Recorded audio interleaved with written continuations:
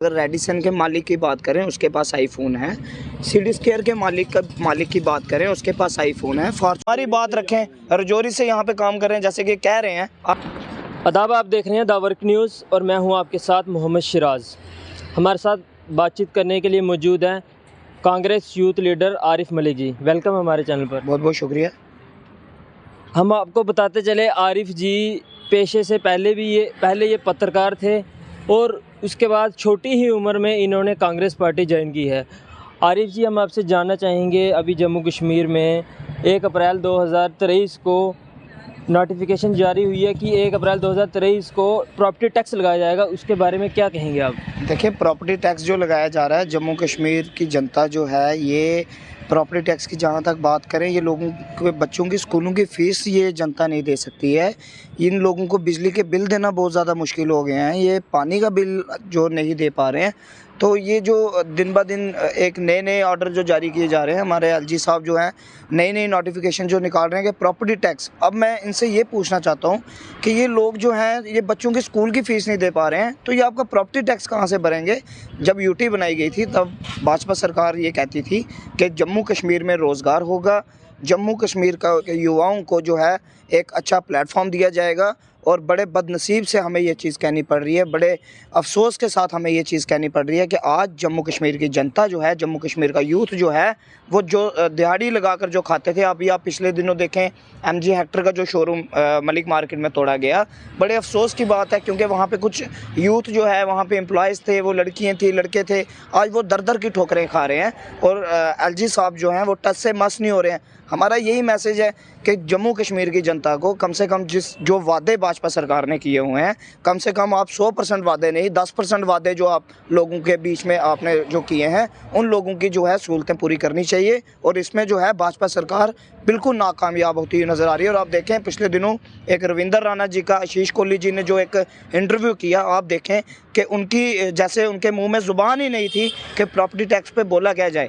तो मुझे लगता है कि भाजपा सरकार की भी एलजी साहब नहीं सुन रहे हैं और बड़ी शर्म के साथ ये कहना पड़ रहा है कि जम्मू कश्मीर की जनता के साथ एक बहुत बड़ा धोखा जो है वो किया जा रहा है।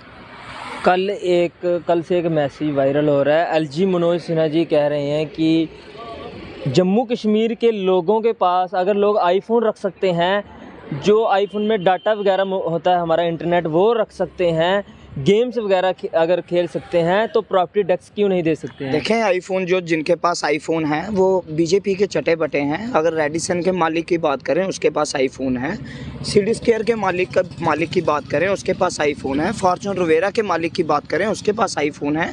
हमारे जैसे दिहाड़ी तबका लोग जो हैं, जो सुबह निकलते हैं और शाम को अपना गुजर बसर करते हैं, और कभी दिहाड़ी लगती है, कभी लोगों की दिहाड़ी नहीं लगती है, तो उनके पास तो कीपैड वाले फ़ोन भी नहीं है। हमारे जम्मू कश्मीर में ऐसी जनरेशन भी आज की दिन में पाई जा रही है कि जिनको फ़ोन चलाना नहीं आता है, जिनको ये भी नहीं पता है कि सिम कौन कौन सी होती है और सिम के नंबर क्या हैं।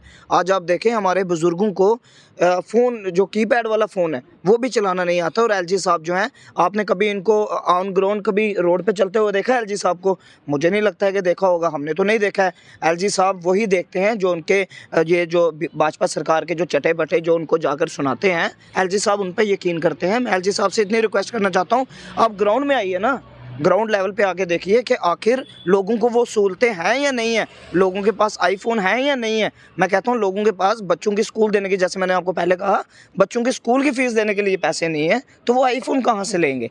इसीलिए मेरा यही मैसेज जो है ये रहेगा कि ये जो प्रॉपर्टी टैक्स जो लगाया जा रहा है, ये प्रॉपर्टी टैक्स सरोसर गलत है। जम्मू कश्मीर की जनता के साथ जो भाजपा के रविंदर राणा है वो तो कहते कि हम आपके साथ हैं, आपके लोग जनता के साथ हैं। अब कितने मीडिया जो कर्मी हैं,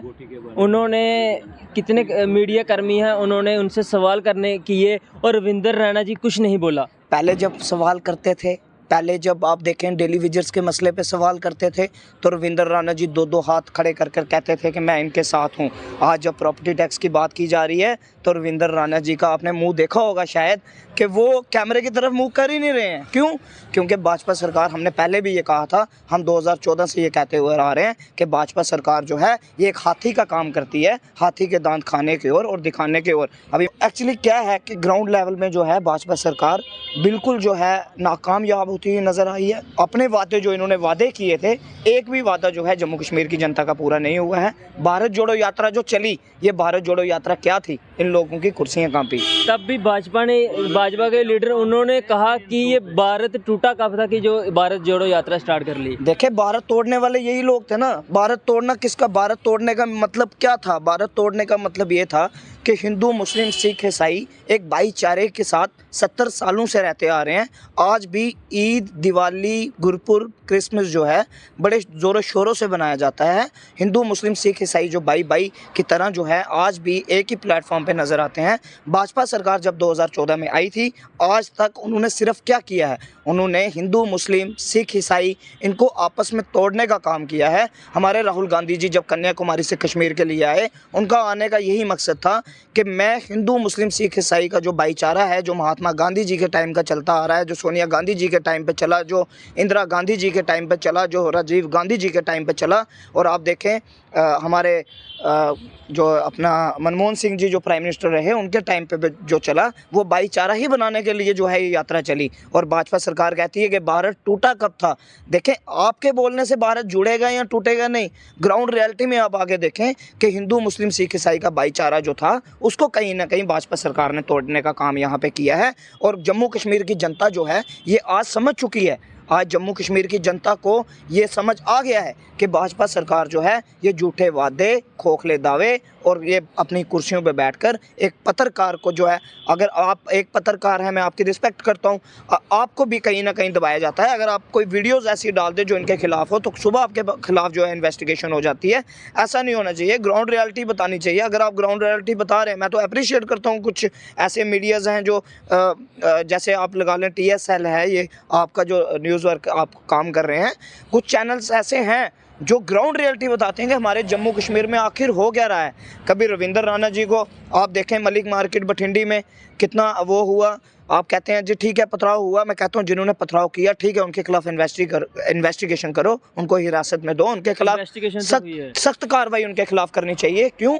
क्योंकि उन्होंने एक कानूनी तरीके से जो है, अगर उनके पास डॉक्यूमेंट थे, उन्होंने कानूनी तरीके से बताना चाहिए था। जो उन्होंने वहाँ पे किया वो बिल्कुल गलत था। लेकिन भाजपा सरकार वहाँ क्यों नहीं दिखाई दी? जब एजिटेशन वहाँ पे शुरू हुई, एजिटेशन 20 दिन पहले या महीना पहले शुरू हुई, भाजपा सरकार वहाँ पे क्यों नहीं दिखाई दी? नई बस्ती में जब एजिटेशन हुई, नई बस्ती में जब नोटिस आए, तो रविंदर राणा जी सुबह 7 बजे वहाँ पहुँचे। वहाँ क्या था? वहाँ चूस एंड इसकी पॉलिसी जो है वो की जा रही है। और वहाँ पे हिंदू मुस्लिम, वहाँ पे कांग्रेस के नेता रमन भल्ला जी भी गए थे। रमन भल्ला जी तो सुरमा बठिंडी के लोगों के साथ भी थे, लेकिन हमने प्रोटेस्ट में नहीं देखा उनको। वो उस टाइम श्रीनगर में, आपको जैसे मैं बताऊं, यात्रा के दौरान ही ये सब चला। और यात्रा का जो जम्मू कश्मीर का बदन था, आपको मैं बता दूं कि जैसे वर्किंग प्रेसिडेंट हमारे वहाँ के लोग रमन भल्ला जी से काफ़ी लोग नाराज़ हैं कि रमन भल्ला जी हमारे बीच नहीं आए। देखें, उनको वो अगर नाराज़ हैं, उनकी नाराज़गियों को ज़रूर जो है उनके साथ साझा किया जाएगा। और रमन भल्ला जी जो हैं आज भी इन लोगों के बीच में, आप देखें कि रमन भल्ला जी कभी सुंजमा बठिंडी के लोगों से कभी पीछे नहीं हटे हैं। आपको याद होगा कि बठिंडी सुंजमा से जो चाटा की तरफ रोड जाता था, एक टाइम तो ऐसा था कि चाटा का रोड ही नहीं था। ये हमारे रमन भल्ला जी की देन है जिन्होंने चाटा का रोड बनवाया। और आज जो लोग हैं खुशी खुशी जो है वहाँ पे जाते हैं। चाटा में चौकी नहीं होती थी, चाटा में एक टाइम था कि पुलिस नहीं होती थी। रमन भल्ला जी की देन है कि रमन भल्ला जी ने वहाँ पे ज़मीन देकर जो है चौकी बनवाई। ये एक मैं बताऊँ, ये ग्राउंड रियलिटीज़ हैं। तो रमन भल्ला जी भी और कांग्रेस पार्टी जो है ये कभी इन लोगों से पीछे नहीं है। जिसके साथ भी अन्याय होगा, कांग्रेस पार्टी और कांग्रेस पार्टी की लीडरशिप जो है इन लोगों के साथ खड़ी रहेगी। जैसे आपने बात की रविंदर राणा जी की, तो रविंदर राणा जी से मेरा यही मैसेज है कि आप लोग जो ग्राउंड रियलिटी है उसके साथ, अगर आपने भाजपा सरकार ने अगर 2014 से लोगों के साथ वादे किए, आज वो वादे पूरे क्यों नहीं हो रहे हैं? आज कहाँ है भाजपा सरकार? भाजपा सरकार क्यों चुप है? रविंदर राणा जी की ज़ुबान क्यों बंद हो चुकी है? आए ना, लोगों के साथ बात करें ना। आज प्रॉपर्टी टैक्स की आप बात कर रहे हैं कि लोग प्रॉपर्टी टैक्स भरेंगे।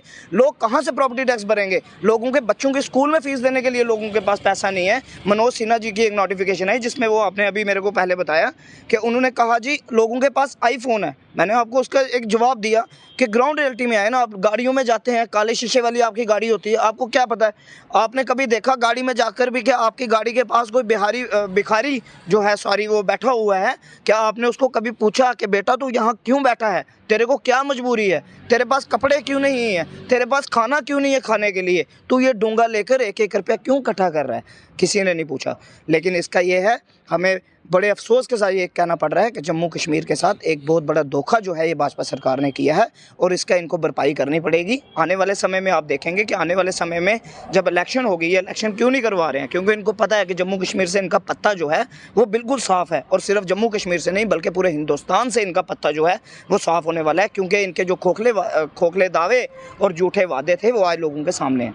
एंटी एनक्रोचमेंट ड्राइव जो चलाई गई और भी लोगों को नोटिस आए हैं, उसको किस प्रकार से देखते हैं आप? देखें, जो गरीब जनता है, जो दिहाड़ी तबका लोग हैं, उनके खिलाफ मुझे नहीं लगता है कि इन्वेस्टिगेशन होनी चाहिए। और गवर्नर साहब ने भी ये चीज़ कही थी कि जिनके पास 15 मरले तक है उनको हम रियायत करेंगे। लेकिन मैं भी इस चीज़ के खिलाफ हूँ। जिनके पास 2 नंबर की प्रॉपर्टीज़ हैं, जिनके पास 70 कनाल है, जिनके पास 50 कनाल है, उनके खिलाफ बिल्कुल इन्वेस्टिगेशन होनी चाहिए। गलत चीज़ में हम कभी सपोर्ट नहीं करेंगे। जिनके पास इलीगल ज़मीनें हैं उनके खिलाफ इन्वेस्टिगेशन हो। लेकिन जो गरीब तबका लोग है, जिसके पास लेंटर डालने के लिए पैसा नहीं है, जो टीन के शड्डू में गुजारे कर रहे हैं, जिसके ऊपर टीन के छत हैं, उनको कम से कम बख्शना चाहिए। ये मेरी एक हम आपसे जानना चाहेंगे, जम्मू में अनएम्प्लॉयमेंट और कई ऐसे जो लोग PHE डेली विज़र हो, सिक्योरिटी गार्ड हो, कई अन्य ऐसे लोग हैं जो धरना कर रहे हैं, लेकिन अब प्रेस क्लब के बाहर सेक्शन 144 इम्पोज़ किया है और लोग प्रोटेस्ट भी नहीं कर पा रहे हैं। क्या कहेंगे? देखें, अपनी आवाज़ को एडमिनिस्ट्रेशन तक पहुंचाना, पहले तो मैं मीडिया को ये चीज़ कहना चाहूँगा कि एक ब्रिज का काम जो है मीडिया और एडमिनिस्ट्रेशन के बीच में रहता है कि आप लोग जो हैं ये एक गरीब जनता की आवाज़ और दिहाड़ी तबका लोग जो हैं इनकी आवाज़ एडमिनिस्ट्रेशन तक पहुंचाने की कोशिश करते हैं। आप देखें, रजौरी से, पुंछ से, अन्य ऐसे इलाकों से जो है लोग यहाँ पे आते हैं। 200-200 रुपये दिहाड़ी पे यहाँ पे सिक्योरिटी गार्ड लगे हुए हैं, और अगर 100 बंदा है तो 100 में तो 10 तो 3 महीने के अंदर सुसाइड कर जाता है। 2 महीने के अंदर लोग सुसाइड कर रहे हैं। क्यों? उनके घर का गुजारा जो है वो नहीं चल रहा है। और आप देखें, कभी भी इन लोगों के साथ भाजपा सरकार कभी नज़र नहीं आती है। जब कांग्रेस की सरकार थी, कांग्रेस पार्टी इन लोगों के साथ खड़ी रही है। आप देखें, जो आज आपने पिछले दिनों जब ये भाजपा सरकार आई थी, आपने देखा कि इन्होंने कुछ लोगों को नौकरी से निकाला गया। वो कौन से लोग थे? वो कांग्रेस के टाइम पे लगाए हुए लोग थे, ताकि लोग अपना गुजर बसर कर सकें, ताकि लोग अपना घर चला सकें। उनको भी निकाल दिया गया। अब जो है भाजपा सरकार दोबारा जो इलेक्शन की तैयारी आगे हो रही है, तो मुझे लगता है ये जो सिक्योरिटी गार्ड्स हैं, ये जो अनएम्प्लॉयमेंट यूथ है, जो डेली वेजर्स हैं, ये इनको इलेक्शन में ज़रूर मुंह तोड़ जवाब देंगे।